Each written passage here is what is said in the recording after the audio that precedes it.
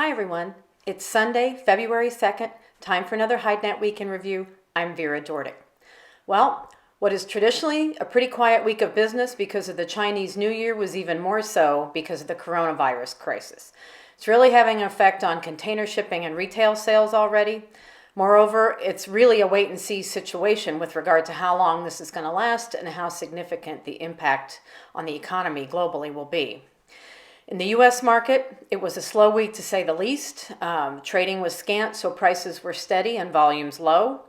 With regard to regular weight heavy Texas steers, there was only one sale reported, and it was for $29 for 68 pounds, and that's unchanged from the previous week.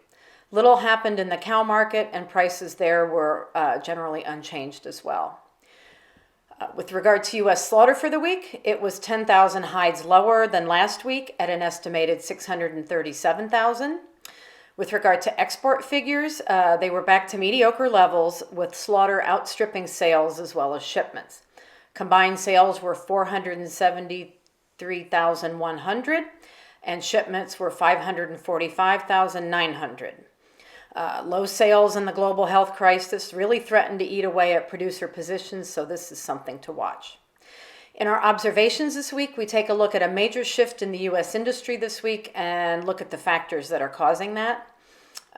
Turning to South America, editor Ronald Guiel reports from Brazil that both raw material and TR1 prices remain very firm. Fresh hides are at 57 cents in reals per kilo, but in dollars, it's down 1 cent this week to 13 US cents, and that's because of the exchange rate. TR1 remains at 60 cents per square foot in dollars, and heavier selections are higher. In other news from Brazil, we have an item that Brazil's JBS signed a memorandum of understanding to supply $717 million in protein to China. Among other items, there's also a report on Brazil's leather sales to India, which grew by over 50% in 2019. Elsewhere in Latin America, Argentina reports higher cattle slaughter in 2019, and in Colombia, the footwear industry sees its biggest challenge as increasing production.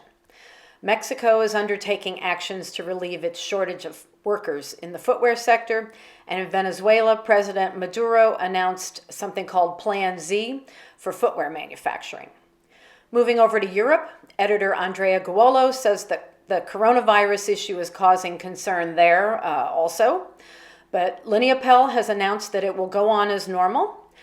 With regard to prices, this week, the 36 plus English ox was firm at 83 pence per kilo, while in Ireland the price in euros was 85 cents, and it was confirmed again this week. The cow market in Europe saw some selections again get some price increases. For those that did make gains, it's more of a matter of normal upward adjustment, Andrea says, and not any big sign of recovery. In the bull market, slaughter is low, so that has led to small increases for some hide origins. In his analysis this week, Andrea assesses the effects the coronavirus is having in the European market and what is causing the current bout of prudence among buyers in the market there. So that's all we have for today. That's all from HideNet. We'll see you next week. Good night.